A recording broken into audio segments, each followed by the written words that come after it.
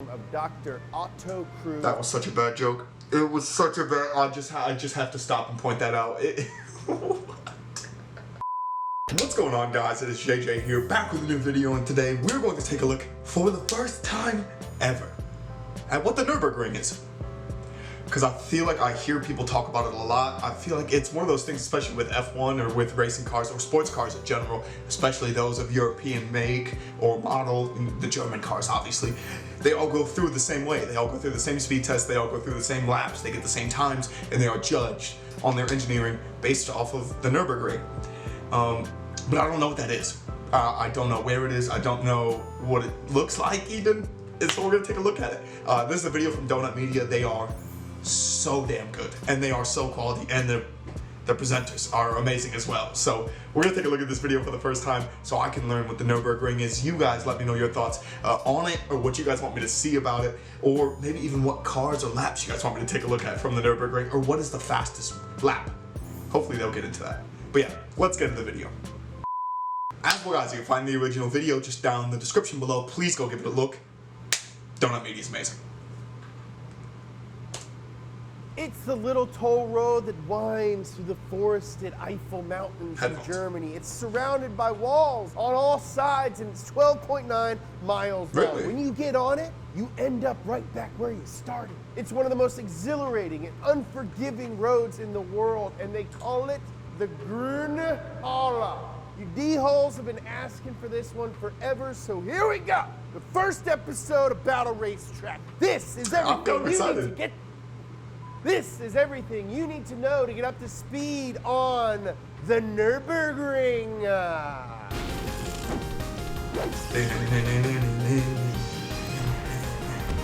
Way back in the early days of motor spurts, there weren't dedicated tracks for people to race their cars on. And in Germany in the early 1920s, drivers would put their racing skills to the test on public roads. Which Much kind of like makes sense. roller hockey, But cars. it's Fast and Furious in real life. But much like roller hockey,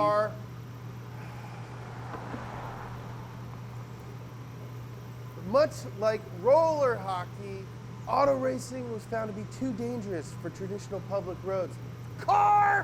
Thanks to a little thing called the Treaty of Versailles. The reparations Germany had to pay for World War I were really steep. And when combined And so with they the made the massive Nürburgring because tariffs of by that? foreign governments, the German economy was more like the no money. One government official by the name of Dr. Otto Cruz. That was such a bad joke. It was such a bad. I just have to stop and point that out. Economy, no money. Okay. Cool. No doubt. We got no safe place to race. We got no jobs, and I'm tired all the time. Then he had a Glühlampe moment. We will build the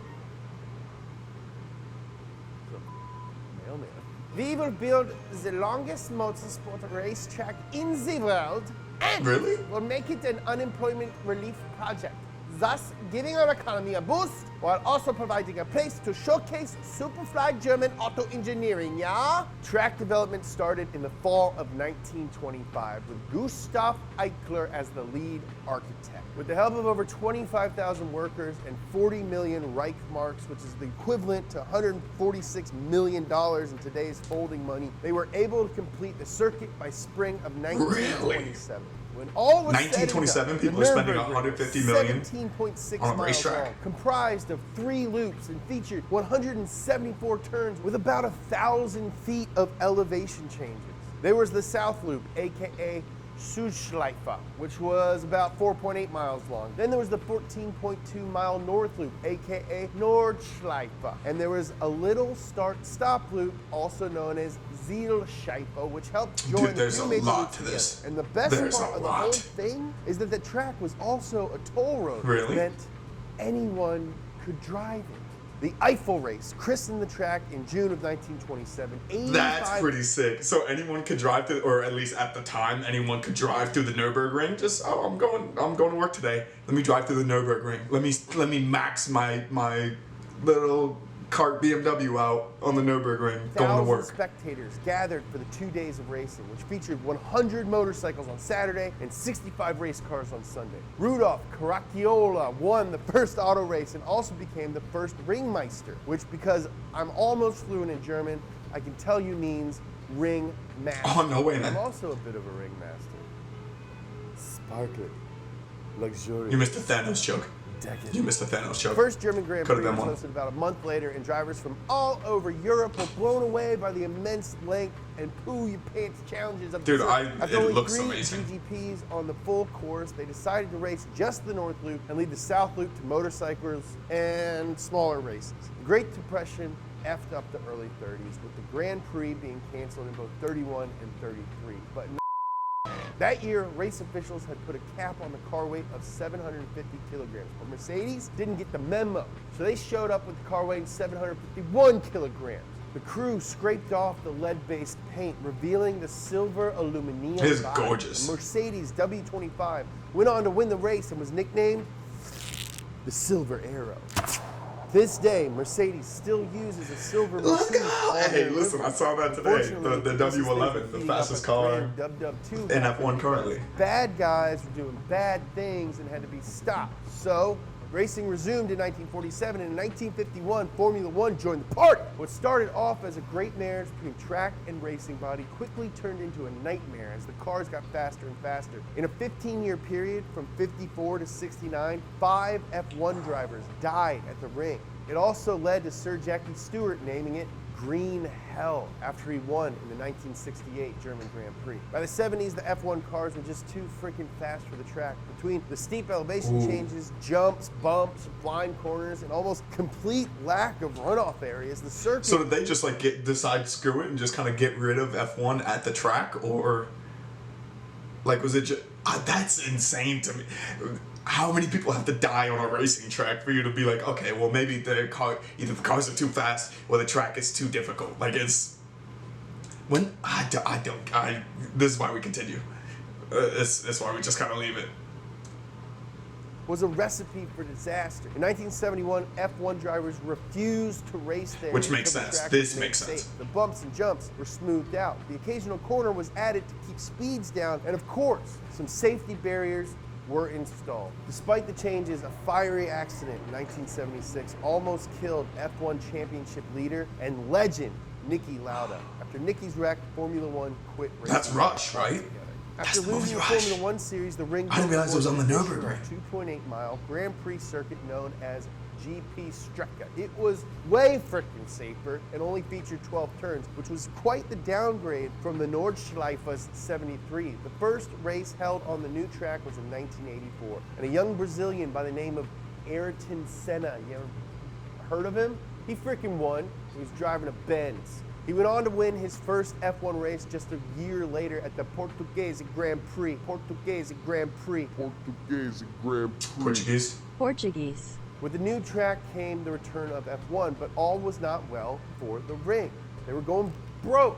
F1 President Bernie Ecclestone was charging so much to license Formula One events that lots of tracks were losing money. So to generate revenue, the track charged spectators more for tickets, and spectators were like, no, they'll just watch it on TV. While F1 was a financial strain, other series helped generate some revenue.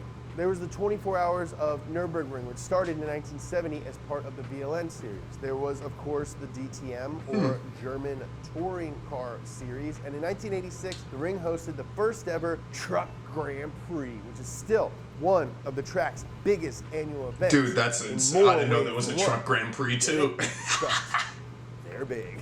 But still, the ring was having trouble staying out of the red. That is until the German auto industry stepped in. See, starting in the late 60s, Which is consumers cool. wanted sportier cars and manufacturers were churning them out. But manufacturers needed a proper testing ground for development and research, and the ring offered every type of driving condition in one beautiful little package.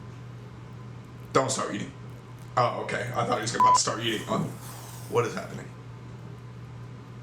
What is happening? Up until the 80s, only a few manufacturers used the track as a test facility. The M Sport division of BMW started testing there in 1972, but for the most part, the track sat vacant. Not to be outdone by the ultimate driving machine, other German manufacturers built research facilities next to the track. And since cars break often when driven on the edge, parts manufacturers moved into the area to supply the engineers. That's how Nürburgring became one of the dopest car towns on the planet. By the start of the 90s, the track I love every bit of this. I love every bit of this. Management set aside. Bro, it's essentially become like it turned from a track experiment for car lovers to the biggest car town in the world, or one of the biggest car researching towns in the world. All because of a racetrack. That is it. That is literally it. I feel okay. I'm not gonna let. I'm gonna stop right there because I'm not gonna let them spoil the rest of this for me. If you guys want to see a part 2 of learning the Nürburgring, let me know in the comments below. But I'd rather see things that you guys want to see from the Nürburgring, whether it's like a certain show, whether it's a certain race, whether it's a certain lap, whether it's certain cars on it. Let me know what you guys want to see down in the comments below. I definitely want to see F1 cars on this, so we're gonna check that out eventually. But other sports cars too. Other sports cars I feel like would be nice to see on the Nürburgring now that I kind of know what it is. So let me know what you guys want to see down in the comments below. Thank you guys so much for watching, and peace.